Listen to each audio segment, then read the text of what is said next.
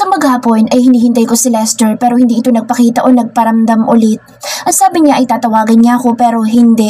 Nagtataka ako kung ano pinagkakaabalahan nito. Inasikaso naman ako ng 3 maid dito. Ginagawa nila akong baby na ayaw ko naman. Gusto pa nila akong samahan sa pagligo na malakas kong itinanggi. Si Ken ang siyang kasama ko at ang butler naman ang siyang taga-utos sa mga maids.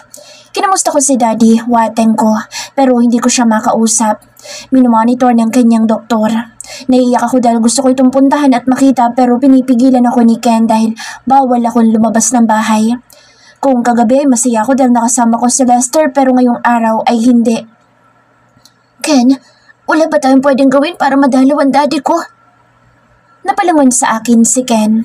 Busy itong nakatutok sa kanyang laptop. Kanina pa siya busy sa kakatipa at parang hindi mo pwedeng maabala. Inayos nito ang suot na eyeglass. Hindi ka pwedeng umalis, Miss Grace. Mas safe ka dito. Pero si Daddy. Bumuntong hininga ito na mukhang stress din sa buhay. Ang kanyang mga doktor ang palagi nakamonitor kay Master Jung. Kung hindi ka lang pwedeng iwan, gusto ko na rin puntahan sa Master pero ang kaligtasan mo pa rin ang first priority, Miss Grace. Hindi mo alam kung paano nag-aalala sa'yo si Master. Pero kaya ko naman ang sarili ko, Ken. Hindi ako mapapalagay kung hindi ko makikita si Daddy. Nanubig ang mata ko. Naparito ako para puntahan at maalagaan si Daddy Huateng sa huling sandali ng kanyang buhay pero hindi ang ganito na ako pang iniisip nito. Ano bang gagawin ko dito? Napasingot ako. Kating-kati na ako lumabas para pumunta sa ospital. Just stay in your room. Dadalhan na lang kita ng food mo. Muling ibinalik nito ang paningin sa ginagawa nito. Napakagat ako sa aking ibabang labi. Gusto kong mainis kay Ken pero wala akong magawa. Si Lester hindi ba tumawag? Tanong ko at baka sakaling tumawag iyon dito. Yes. He strictly said that you can't go out without his knowledge. Ano? Nagkibit-balikat lang si Ken. Inis na tinalikuran ko ito. Nagmarcha akong paakit sa aking kwarto. Nakasunod sa akin ang 3 maids ko na kapwa mga tahimik lang. Pagpasok ko sa loob ng silid ko ay niiwan sa labas ang 3 maids ko.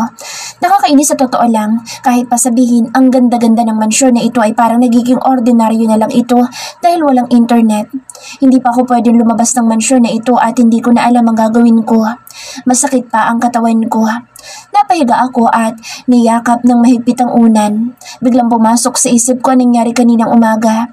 Sa pagmumuni-muni ko ay napabalikwas ako sa kumakatok sa pintuan. Kahit nakakatamad ay bumangon ako.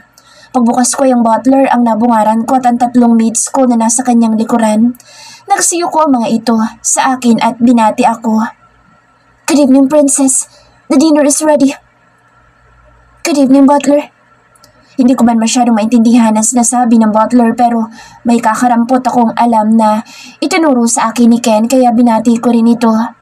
Sumenyas ang matandang butler para bigyan ako ng daan para lumabas ng silid ko. Mabilis na naglakad pa atras ang 3 maids. Tumango na lang ako sa kanya. Pagbaba ko ay sa dining area nila ako dinala at maraming pagkain ang nakahain. Dinner time na pala at hindi ko napansin dahil sa dami kong iniisip. Pagkaupo ko ay mabilis kumilos ang 2 maid para ako'y pagsilbihan. Sa totoo lang nahihiya at ang awkward sa feeling ng ganito. Pero hindi na ako nagreklamo dahil alam kong ito talaga ang kanilang trabaho. Pero hindi dahil ito ang kanilang gawain ay magiging pabigat na ako sa kanila. Hindi iyon mangyayari. Habang kumakain ay nilibot ko ang paningin ko. Ang mga maids ang kasama ko na nakatayo sa gilid at naghihintay lang sa magiging utos ko. Umalis ang butler nang may lumapit ditong isang maid. Where is Ken? Salita ko sa isang maid na malapit sa akin. Napatingin lang ito sa akin na kahit alam kong narinig niya ako ay mukhang hindi niya ako naintindihan. Ken Chauvin? Where is he? Chauvin? Sumenyas pa ako para maintindihan ito pero umiling ito at halatang nalilito sa sinabi ko. Kaya sa ibang maids ako tumingin. Did you see Attorney Chauvin? Chauvin, the lawyer. Nagsasanyas pa ako pero parang tulala lang ang mga ito sa akin. Napakamot ako sa aking ulo. Ang hirap pala pag ganito din. Hindi sila marunong kahit basic English lang. Sa tingin ko ay dapat matutunan din nila ang mga iyon. Siguro hihingi ako ng tulong kay Ken para kahit ako na lang ang magturo sa mga ito. Nagtaas ang kamay ng isa sa 3 maids ko. Yes, did you know where is Ken Chauvin? He, go, far. Vroom vroom car. Far far. Gumagalaw pa ang mga kamay nito habang umaaksyon. Kahit papaano ay natuwa ang puso ko dahil kahit matigas at hirap magsalita ito, ay nakatulong ito para malaman ko kung nasaan si Ken. Siya. Pinagdikit ko magkabilang palad ko at yumukod ng konti. Hindi pa man ako tapos kumain ay biglang may tumakbong maids papasok sa dining room. Mukha itong namumutla at natatakot. Princess! Sumayas ito na tumayo ako at para bang pinapaalis ako. Nagsasalita ito na mabilis pero hindi ko maintindihan. Hey, what's wrong? Napatingin ako dito. Napasunod ang tingin ko sa isang maid na mukhang takot na takot. Mabilis na tumindig ng maayos ang lahat ng maid na kasama ko dito at parang nasa horror movie ay biglang tumahimik. Nawalan tuloy ako bigla ng gana. Isang tunog ng sapatos ang aking narinig na papalapit. Habang ang mga maids ay biglang nagsiyuko at hindi ko naintindihan ang nangyayari. Napalingon ako sa paparating na tunog ng sapatos at nabitawan ko ang hawak na tinidor. Sabay-sabay na nagsalita ang mga kasambahay at lahat sila ay yukong-yuko na parang takot na takot makita ang dumating. Napaawang ang labi ko. Isang sopistikadang ginang ang nasa harapan ko ngayon na maganda at mukhang hindi marunong umiti. Nakasuot ito ng isang mabalahibong balabal na parang magnininang sa isang kasal. Hindi ko na kailangang isipin pa kung mamahalin iyon dahil obvious naman sa suot pa lang ng mga alahas sa leeg, braso at mga daliri nito sa kamay at tenga. Kumikinang ang mga iyon kapag tumatama sa liwanag ng ilaw. Para siyang old witch mother sa mga Korean drama na ayaw sa babaeng mahirap para sa anak na tagapangmana na nagbibigay ng pera para layuan ng anak. What a joke. Diretso itong nakatingin sa akin na para akong isang pulubi. May 4 itong kasama na puro lalaki na sa tingin ko ay mga bodyguards nito. So, this is the daughter of my useless husband? What a disgrace. Salita nito sa kanilang lengguwahe. Hindi ko maintindihan ang sinasabi ng ginang na ito pero sa tingin ko ay may galit ito. Kaya napatayo ako at pinagpag ko ang aking kamay. Hindi ko man siya kilala, at least ay magbibigay galang ako. Hindi na baling hindi na niya ako maintindihan. Tumingin ako sa ginang at bahagyang umiti. Good evening. I'm Grace Jung. Nice meeting you, ma'am. Ngumiti ako ng matamis at tiningnan lamang niya ako na para akong isang langaw. Hindi gumagalaw ang mga tao sa loob ng dining room.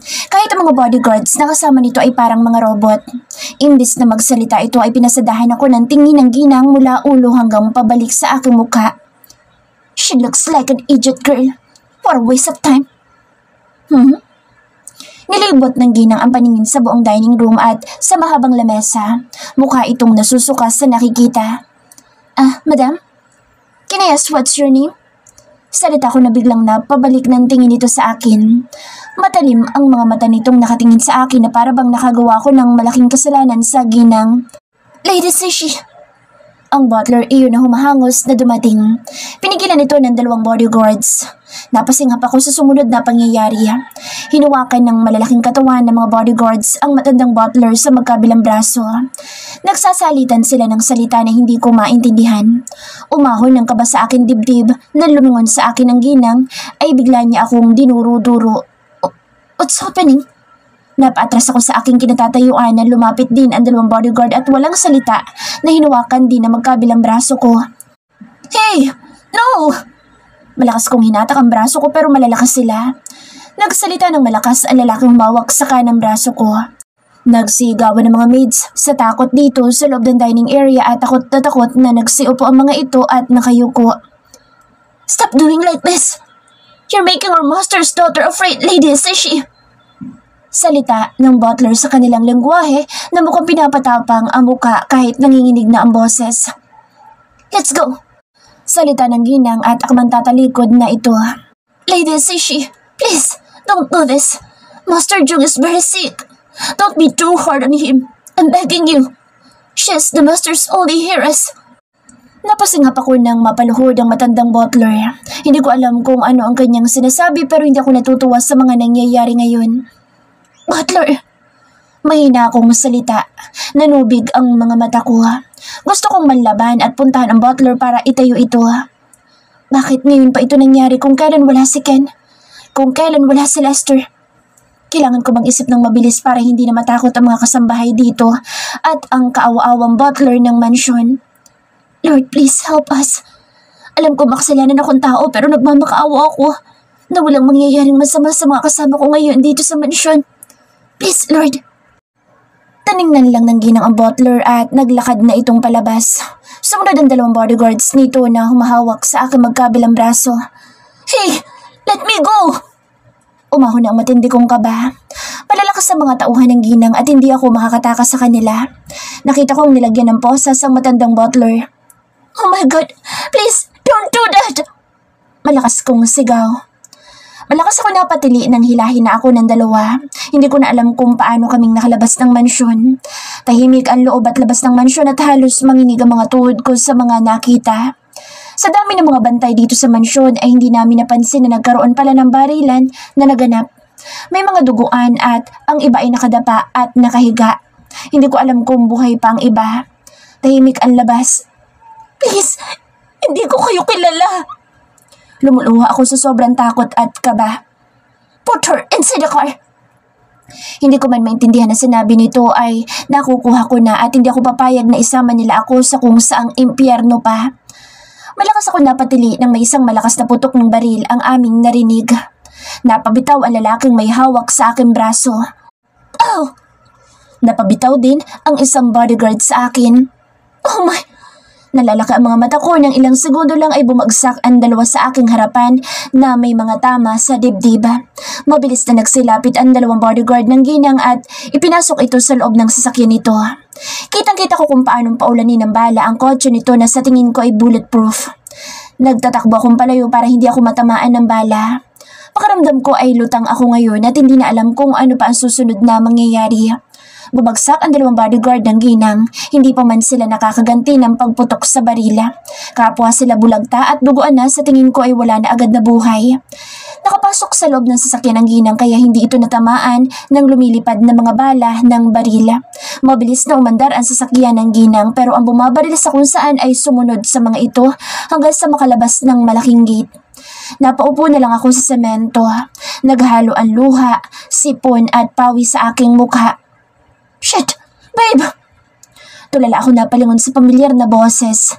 Si Lester iyon. Ang gwapong mukha ni Lester. Pero parang hindi ito ang pinakamamahal kong si Lester dahil nakasuot ito ng kulay itim. Lester! Mahina akong salita. Tanitigan ko ang patakbong lalaki na ngayon ay parang sundalo dahil sa kanyang suot at nakasukbit na M16. Mabilis niya akong nalapitan nang hindi ko napapansin dahil sa aking pagkakatulala. Babe! Shit! I'm sorry, I'm late. I'm sorry. I'm really sorry. Nakaluhod ito at niyakap ako ng mahigpit. Are you okay? May masakit ba sa'yo? Sinaktan ka ba nila? May halong pag-aalala ang boss nito at sinuri pa ang mga braso ko at muka. Pero imbis sagutin nito ay iba ang nasa utak ko. Ikaw ba yan, Lester? Napatigil si Lester at napatitig sa akin. Yes, babe. It's me. It's one and only Lester. I'm Lester Zimmerman. Why? Pagtataka nito sa akin. Hindi ikaw yan. Ang kilala ko Lester isang doktor at hindi isang army. Pinasadahan ko ito ng tingin, lalo na sa katawan nitong may malaking armas. God, mahinang bulong nito. I'll tell you later, babe. Sa ngayon ay kailangan muna natin makaalis sa lugar na ito para sa kaligtasan mo at sa lahat ng tao dito. No. Babe, we have no time. Just trust me and everything will be alright. Magaan itong hinaplas ang aking muka. Pinunasan ni Lester ang muka kong basa sa pawis at luha. Napapikit ako nang maramdaman ko ang malambot na labi nito sa akin. I love you, Lester. Nanubig ang mata ko. Namalayan ko na lang ay karga-karga niya ako habang nakapulupot ang aking kamay sa kanyang leeg. Habang buhat niya ako ay nakatitig lang ako sa gwapong mukha ni Lester. Napahawak ito sa kanyang earpiece at nakita ko ang maliit na ilaw na kulay pula. Nagsalita si Lester nang hindi ko maintindihan na lengguwahe na alam kong hindi iyon Mandarin. Base sa boss nito ay parang nagagalit ito at nang uutos. Dumidilim ang gwapong mukha nito at gumagalaw ang panga sa tuwing nagsasalita na sa tingin ko ay nagpipigil na wag sumabog sa galit. Ilang minuto pa ay nagsidating ang ilang SWAT team at patrol car. Kinuha nila ang ilang bangkay at mga duguan na kailang agad na magamot. Habang ang ilang kasambahay ay inilabas ng SWAT team kasama ang matandang butler. Dinala ako sa Huatangjung Private Hospital kung saan ang daddy Huateng ko pero hindi kami doon dumiretso kundi sa loob ng private room para ako ay suriin. Ang akala ko ay ang doktor dito sa ospital na ito ang titingin sa akin pero nagkamali ako dahil si Lester mismo ang nag-check sa buong katawan ko. Nakakahiya lang. Don't be shy, babe. Nakita ko ng lahat yan. Kaya wala ka nang dapat pang ikahiya. Ngisi nito sa akin. Matalim ang tingin na ibinigay ko sa kanya. Matapos niya ako suriin ay ito pa mismo ang nagpalit sa akin damit. Kahit nga ng underwear ko, kahit kaya ko naman ang sarili ko at hindi naman ako baldado, ay purasahan niya talaga akong binihisan. Parang gago lang talaga. Pero at the same time ay kinikilig din. Matapos ng aming mapusok na halikan ay may kumatok sa pintuan. Shit! Storbong mga animal! Ngaw-ngaw ni Lester at busangot na tumayo para tumungo sa pintuan. Natawa ko ng mahina at inayos ko ang sariling kumot habang nakahiga ng maayos. Sa buddy, hindi ka nagalit? Jamwet? Naririnig kong kantsawa ng mga lalaki sa labas. Malakas na mura ang isinagot ni Lester. Tumaas ang kilay ko. Sino mga yun? Hala, ang gwapo ng mga to. Mahina akong bulong at napahawak pa ako sa aking bibig. Pumasok ang dalawang lalaki na malalaki ang katawan, magkakasintangkad na puro astig sa aking paningin. Para silang mga Hollywood actors na nakasuot ng kulay itim na uniform na pansundalo na tulad ng kay Lester. At may mga armas din sa kanilang katawan. Oh my God, Diyos ko, hallelujah. Hi miss, Princess Grace. I'm Tyrone, Lester's body. Nakangiting pakilala nito at lumapit sa akin sabay nakipagkamay. Hello? Ngiti ko. Ang gwapo nito. Kevin. Sumaludo lang sa akin na nagsalitang si Kevin na sobrang gwapo din pero parang nakakatakot ang muka. Nice meeting you everyone. Sagot ko. Napatingin ako kay Lester na kasing dilim ng gabi ang muka. Lumapit ito sa akin at parang takot na maagawan. Napasipol si Tyrone habang si Kevin naman ay poker face lang. Sa labas na tayo mag-usap. Lumabas na kayo. Hindi kayo magandang tingnan dito at baka lang magkasakit ang prinsesa ko. Simangot na salita ni Lester. Lunghiya. Sabay tawa ni Tyrone at tinapik sa balikat si Kevin na walang nagbago sa ekspresyon ng mukha. Nang mawala ang mga ito ay masamang mukha ang ibinigay ko kay Lester. Pinalis mo agad? Masama mo naman. Paano ka magpapahinga kung may mga pangit kang nakikita? Kailangan mo nang matulog at magpahinga, babe. Anong pangit? Walang pangit sa kanila. Ang gugwapo nga nilang dalawa. Taga saan ba mga iyon? Mukhang may lahing Pinoy naman kahit mukhang Caucasian. Pinalis mo pa. Gusto ko pa sana silang makausap. Hell. No. At hindi na sila magpapakita sa iyo, babe. Ako lang ang gwapo dito. Dapat ako lang. Mayabang na salita ni Lester. Napaawang ang labi ko. Parang gusto kong matawa at kiligin sa sinasabi nito. Totoo naman. Kaya nga patay na patay ako sa iyo. Sagot ko sa mahinang salita. Lumiwanag ang gwapong mukha ni Lester. I love you, babe. I love you too, my Lester. Napayakap ako sa kanyang leeg at hinalikan ito ng mariin. You're making me crazy as hell. Again, babe. Nakikita ko sa mga mata nito ang biglang pag-apoy na mukhang parehas kami ng nararamdaman. I love you. I love you so much. I love you too. Ang pagpapahinga ko sana ay nauwi sa mainit na tagpo sa pangalawang pagkakataon dito sa loob ng hospital room. Napasinghot ako habang walang tigil ang pagtulo ng aking mga luha. Nakasilip ako sa glass door kung saan nakahiga at may malaking oxygen si Dade Huateng. Hindi na bago ang nakakabit sa kanyang katawan pero iba na ngayon. 3 araw na ako naghihintay at umiiyak habang hinihintay kong magkamalay na ito. Habang tumatagal ay mas lalong lumulubha ang kalagayan ni Daddy at hindi ko na makayang makita ang maraming nakaturok sa katawan nito. Alam ko naman na ganito ang sasapitin ni Daddy Huateng pero parang nawawasak ang puso ko sa lungkot sa tuwing makikita ko ang kalagayan nito. Pinagbabawal ako lumapit sa kanya dahil masala na ito at tanging mga doktor at nurses dito lamang ang may karapatan.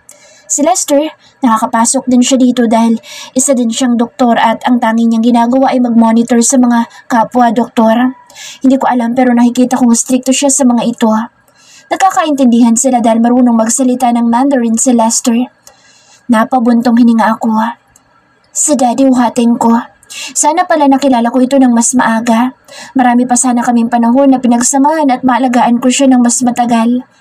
Marami akong regret sa buhay ko dahil mas inuna ko ang galit at tampo sa totoong tatay ko na kalaunan ay puro maling akala pala at pagsisisi sa huli. Kung pwede lang ibalik ang mga panahon, hindi sana ganito. Kung pwede lang. Babe, naramdaman ko ang malaki at matigas na braso ni Lester sa aking katawan na yumayakap. Lester!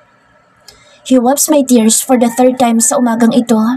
Napaharap ako sa kanya at inihilig ang mukha sa kanyang malapad na dibdib. Naramdaman ko ang kaliwang kamay ni Lester na gumagapang sa aking likuran, paakyat at pababa na para akong sanggol na pinapatahan. Everything will be alright, babe. Hindi ko nagsalita at ipinikit ko na lang ang mga mata ko. Napapansin ko na lang na pinahiga ako ni Lester dito sa malaking sofa at nakaunan ako sa kanyang malaking hita. Nakakapagod kahit wala naman akong ibang ginagawa. Simula nang dalhin ako dito sa ospital ay hindi pa kami nakakalabas. Pabor naman sa akin dahil sa kalagayan ngayon ni Daddy. Masaya at panatag naman ang puso ko dahil hindi ako iniiwanan na Lester simula na mangyari ang barilan sa mansyon. Kung mahina-hina lang siguro ako ay baka nag-breakdown na ako sa trauma. Pero hindi nawawala sa aking kaisipan ng mga ganoong bagay na nakakapanghina. Kung hindi pa sinabi sa akin ni Ken na ang ginang na dumating ay ang walang iba kundi ang ex-wife ni Daddy Huateng na si Lady Sishi. Kaya siguro naging miserable ang buhay ni Daddy Huateng ay dahil sa babaeng bruha na iyon. Sa ngayon ay inilipat ang ibang mga maids at tauhan ng mansyon sa maraming tahanan ni Daddy Huateng dahil ayaw naman ni Ken na mawalan ng trabaho ang mga ito lalo na at mga matatagal na silang nanilbihan kay Daddy.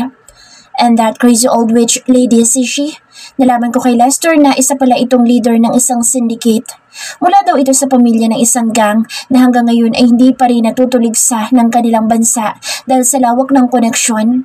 Mahirap isipin pero ito rin ay tinuturong dahilan kung bakit nagkasakit si Daddy Huateng. Lahat ng mapagkakatiwalaan ni Daddy sa kanyang mga tauhan at sa kumpanya ay na-brainwash ni Lady Sishi. Kaya ngayon ko mas sinahangaan si Ken dahil sa pagiging tapat nito sa matanda na ilang milyones na ang iniaalok sa kanya ng bruhang si Lady Sishi ay malakas na tinatanggihan nito. Ilang beses na rin palang nanganib ang buhay ni Ken at ng kanyang pamilya dahil sa bruhang iyon. Nakakabaliw at nakakalutang ang ilang revelasyon na naririnig ko kay Ken.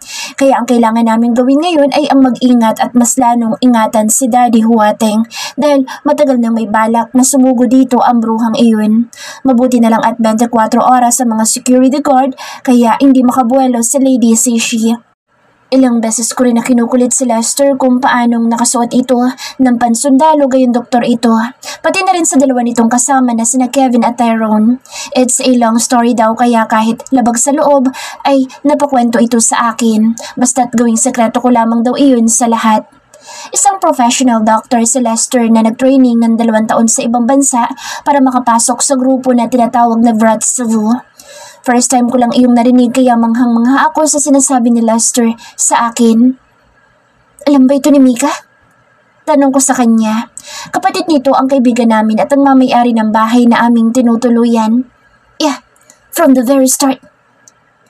Lester? Yes, babe? Hinawakan ni Lester ang pisngi ko at maingat na pinaharap niya ako sa kanya habang magaan na sinusuklay nito ang mahaba kong buhok. Nasaan na sila? Napakunot ang noon nito. Sino sila? Yung mga kasama mo? Si Tyrone at Kevin ba yun? Taga saan sila? Isang beses ko palang silang nakikita. Tanong ko habang napayakap sa malaki at matigas nitong braso. Napatigil ito sa paghaplos sa buhok ko at napasimangot bigla. Bakit mo naman sila hinahanap? Hindi naman sila importante. Labas sa ilong na sagot nito at napatingin sa bukas na television. Wala naman. Natanong ko lang, mga gwapo din kasi sila. Napabalik ang paningin nito sa akin at mukhang hindi nito nagugustuhan ang sinasabi ko. What? Gusto kong matawa sa reaksyon nito pero pinilit kong sumeryoso at baka magtampo. Kasing gwapo mo naman. No, masamak na gwapo naman ako sa mga gagong yun. Hindi ko na napigilan ang pagngiti at napabitaw ako sa kanyang braso sabay haplos sa pisngi nitong tinutubuan na ng balbas. Siyempre naman, mas gwapo ang mahal ko. Consistent ba naman ako in love sa'yo? Babe, lumambot ang mukha nito at nagliwanag. Pinapalong mo na naman ako. Magsasalita sana ako nang maunahan ako nito. Dumapo na ang malambot na labi ni Lester sa akin. So sweet. Muli ay hinalikan niya ako ng matagal at mapusok habang isang kamay nito ay nakapasok na sa loob ng blouse ko nang hindi ko namamalayan sa sobrang bilis. Napaar ko ang likod ko dahil sa paghaplos nito sa akin. Kung kanina ay umiiyak ako, ngayon naman ay na-arouse ako dahil sa ginagawa nito sa akin. Wag lang sanang may kumatok at ayokong mabitin. Lester! Hinalikan nito ang buong mukha ko at tenga at halos manghina ako sa kiliti na hatid ng mabango nitong hininga. Let's hurry up. Here, babe. Ano? Hindi ko agad nakuha ang ibig nitong sabihin pero napangisi ito at kumislap ang mata. Lester! Nalaka ang mata ko at itinaas nito ang suot kong blouse. At ngayon ay wala na sa lugar ang suot kong bra. Parang magic talaga ang kamay nito sa sobrang bilis ng paggapang. Lester! Naglahong lahat ng kilig ko sa katawan nang may kumatok sa pintuan. Shit! Napabangon ako. Napamura si Lester at dumilim ang muka. Boss? Boss? Boses iyon ni Greg habang kumakatok. Umayos ako ng pagkakaupo at ang aking suot na blouse ay inayos ko rin sa pagkagusot habang naglalakad si Lester. Pagbukas nito ay agad na pumasok si Greg. Where's Attorney Chauvin? Tanong ni Lester pero lukot naman ang muka. Nagkahiwalay kaming dalawa, boss. Tinambangan na naman kaming dalawa kaya nagkahiwalay kami para makarating dito. What? Ano sabi mo? Napatayo ako at napalapit kay Lester. Bakit hindi ka agad tumawag? Salita ni Lester na mabilis na kinuha ang cellphone nito. Napakamot sa ulo si Greg. Naiwan ko ang gamit sa sasakyan ni attorney. May nakita lang akong motor sa isang tindahan kaya ginamit ko para makarating dito. Nagnakaw ka pa ng motor. Lalong sumimangot si Lester. Ibabalik ko rin po, boss. Napansin ko ang ilang galos sa kamay at noo nito. Nakajacket si Greg at hindi ko alam kung marami pa itong sugat. May sugat ka? Salita ko. Ipalinis mo muna sugat mo. Ako na bahala. Ilan sandali pa ay may kausap na si Lester. Hindi ko alam kung sino iyon pero halo-halo ang salita nito kaya nalilito ako. Sasamahan ko sana si Greg para bumaba pero pinigilan ako ni Lester at hindi ako pinayagan lumabas ng office. Kaya umalis na si Greg at naiwan muli kaming dalawa ni Lester. Pero hindi na para kami ay maglampungan dahil kinuha agad ni Lester ang kanyang laptop. Kasabay pa nito ang kausap nito sa cellphone. Hindi pa man nagtatagal ay may tumatawag sa telepono na mabilis kong sinagot. Hello? Miss Grace, it's Ken. Oh, Ken, ano nangyari sa'yo? Nasaan ka ngayon? Napalingon ako kay Lester na ngayon ay nakatingin din sa akin kahit busy ito sa kausap. Amon mo eh. Si Greg, nakarating na ba? Yes. Pinapalinisan na sugat niya. Ikaw ba? Nasaktan ka din ba? Pag-aalala kong tanong. Malapit na ako, Miss Grace. Parang kakaiba ang boses ni Ken ngayon. Okay, mag-iingat ka. Hintayin ka namin dito sa entrance. Hindi na sumagot si Ken at nawala na ito sa kabilang linya. Umahon ang kaba sa aking dibdib. Lester. Halos mabunggo ang mukha ko dahil nasa likuran ko na pala ito. What happened to him? Papunta na daw siya dito pero parang may something sa kanya. Napatitig sa akin sa Lester. Maya-maya ay kinuha nito ang telepono. Hindi ko maintindihan ang salita nito pero sa tingin ko ay galit ito. Come with me, babe. Hindi pa man kami nakakaalis ay huminto ito. Nalaka ang mata ko nang ayusin ito ang suot kong damit. Ang bra kong hindi nagpantay ay inayos ni Lester. Nakakahiya. Ganito ang itsura ko kanina nang dumating si Greg. Bago kami lumabas ay tinawagan ni Lester ang security man na may mga nakasabit na rifles sa katawan ng mga ito para magbantay at ganoon na rin sa doktor at nurse ni Dade Huateng. Kahit Mandarin ang usapan nila ay mahigpit ang utos ni Lester sa mga ito. Sumaludo ang security man sa amin bago kami umalis ng office ni Daddy Huateng. Mahigpit ang hawak sa kamay ko ni Lester. May nakasunod sa aming 4 na security men. Habang tumatagal kasi ay nararamdaman ko na mas lalong delikado ang kalagayan namin dahil kay Lady Sishi. Kahit mahigpit ang bantay sa amin at kasama ko si Lester ngayon ay kailangan namin magdoble ingat dahil nasa foreign country kami at hindi rin basta-bastang tao ang gusto kaming pabagsakin. Pagbaba namin ay nakahanda na ang doktor at nurses na sasalubong para kay Ken, pati na rin ang emergency room. Nakahanda na rin ang wheelchair nito, kahit hindi pa naman namin alam kung sugatan din ba ito. Hiling ko lang ay hindi ito napahamak, lalo pat hindi ito marunong humawak ng baril. Kung si Greg nga ay may galos at nagkahiwalay sila, si Ken pa kaya? Mahigpit ako na payakap sa kaliwang braso ni Lester at tinalikan ako nito sa aking ulo. Don't worry, I'm here to protect you. Dito sa may entrance ng hospital kami nakaabang habang nagkalat ang lahat ng security men at maraming bodyguards. Napapatingin sa amin ang ilang mga tao na tiyak na nagtataka.